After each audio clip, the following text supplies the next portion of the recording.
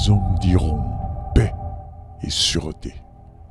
Alors, une ruine soudaine les surprendra, comme les douleurs de l'enfantement surprennent la femme enceinte, et ils n'échapperont point.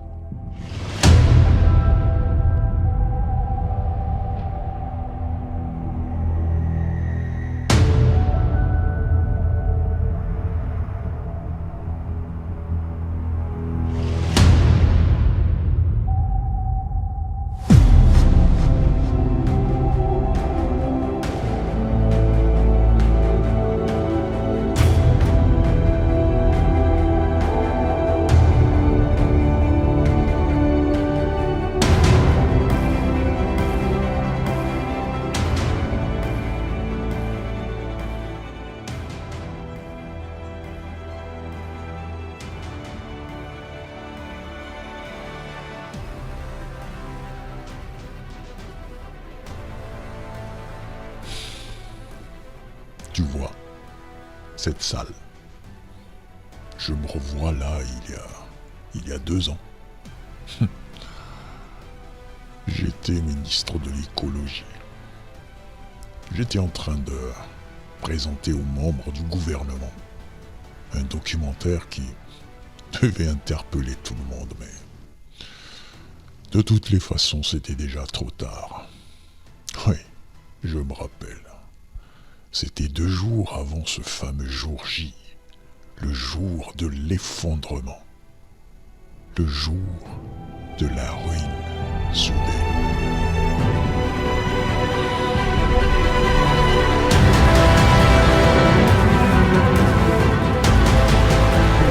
Avec des gros problèmes, moi je crois que les grandes villes en Europe, Paris notamment, Londres, etc., ça va être des boucheries. Évidemment qu'on peut vous répondre sur une chose simple, c'est qu'on est tous conscients que les risques que vous avez évoqués, ils sont réels.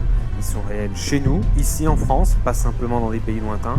Ils sont réels dans d'autres pays où on se fait déjà la guerre pour l'accès à l'eau, où on se fait déjà la guerre suite à la désertification. On est 65 millions, d'accord ? Il y a 15 000 Kalachnikov minimum qui circulent, il y a 800 zones qui sont difficilement contrôlables. Qu'est-ce que vous pensez que ça peut donner ? Ça peut donner qu'un très gros carnage. Dans ce défi de lutter contre l'effondrement possible.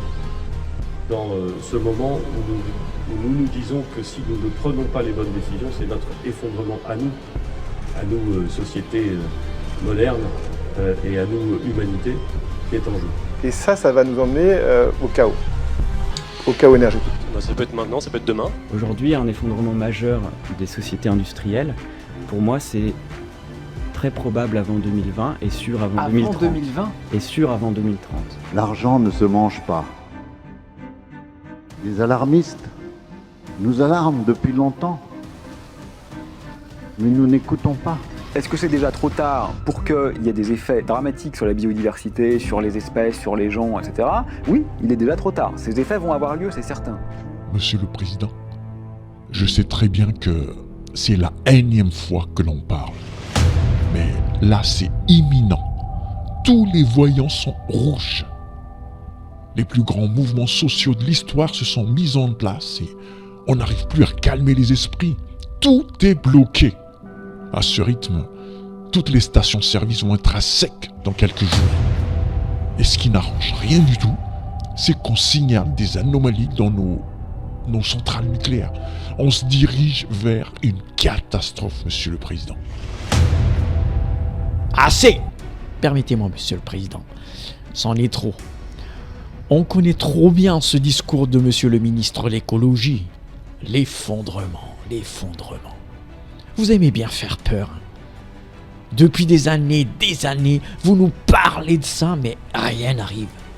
Monsieur le Président, nous avons réussi à juguler l'épidémie de Covid. Là, personne n'est plus masqué, là. L'économie est en train de repartir. Les mouvements sociaux, ils ont toujours existé. Rappelez-vous, les gilets jaunes sur les ronds-points. Est-ce que tout s'est effondré après ? Non. Monsieur le Président, soyons sérieux. Nous en avons assez de ces discours alarmistes et conspirationnels qui ne mènent à rien de rien. Nous en avons assez. Monsieur le ministre, l'économie va nous présenter le rapport des prévisions de cette année. Ce ne sera pas facile, certes, mais on va repartir. Monsieur le Président, notre ministre des Armées vous confirmera que actuellement, nous pouvons assurer paix et sécurité.